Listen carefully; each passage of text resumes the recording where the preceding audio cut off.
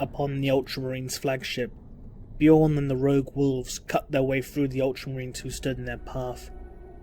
Bjorn's target was Roboute Guilliman himself, the man who led his legion down the path of corruption. Bjorn reasoned that if they could kill Guilliman, then it would be a small redemption of the wolves in the eyes of the Emperor himself. They sprinted down the corridors until they encountered the ferocious Primarch. Bjorn smiled a predator's grin. Finally, his chance for redemption had come. Bjorn charged the Primarch, bringing his lightning claw to bear, but Guilliman grabbed the wolf by the wrist, and with a sudden motion, ripped Bjorn's arm from its socket, causing him to howl in agony, spraying blood all over the walls. The drops that touched the weapon's energy field fizzed and sizzled with the stench of frying meat. Guilliman grabbed another rogue wolf and slammed his head through the wall with a sickening crack of pulping bone. One by one, he cleaved his way through the wolves, leaving a pile of bodies in his wake. Bjorn fought to his feet, drawing a knife that was maglocked to his hip. He turned to Guilliman and growled, "I'm still alive, you motherless bastard." Guilliman slowly turned to face the now one-armed Bjorn and smiled. If this dog so desired to be put down, then so be it. With a deafening crash, Conrad Kurz slammed into Guilliman from behind, and the two brothers clashed once more. Bjorn received a transmission from Ahriman. The Word-Bearer's fleet as a whole had a clear line of fire of the Ultramarines' flagship. Bjorn and his men needed to retreat. The wolf spat a mouthful of blood and nodded, before hobbling away reluctantly.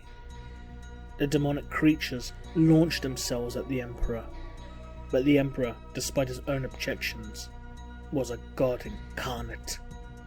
One by one, he banished the foul creatures back to the warp, cleaving the great unclean one in two with his flaming sword, tearing the head off the Lord of Change with his lightning claw, and vaporizing the Keeper of Secrets with sheer force of will, before finally dispatching the Bloodthirster, who managed to wound the Emperor with a crack of his burning whip. The Emperor, then in a motion as swift as daylight itself, charged towards his son, and the two locked blades, the flaming sword of the Emperor beginning to melt its way through Storm's teeth.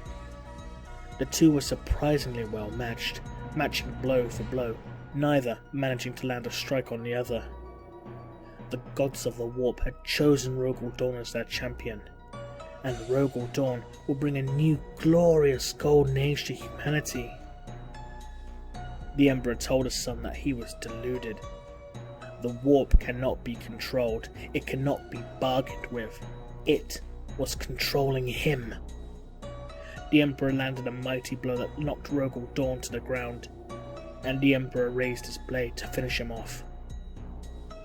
But for a split second, he hesitated. Yes, this man was a traitor. Yes, this man was responsible for the deaths of untold thousands. But this man was still his son.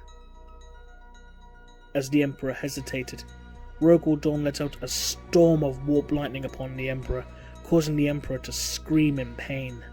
His divine features began to burn and wither. One of his eyes exploded within its socket, and the arm holding his flaming sword was severed at the elbow, causing the weapon to clatter to the ground and become extinguished.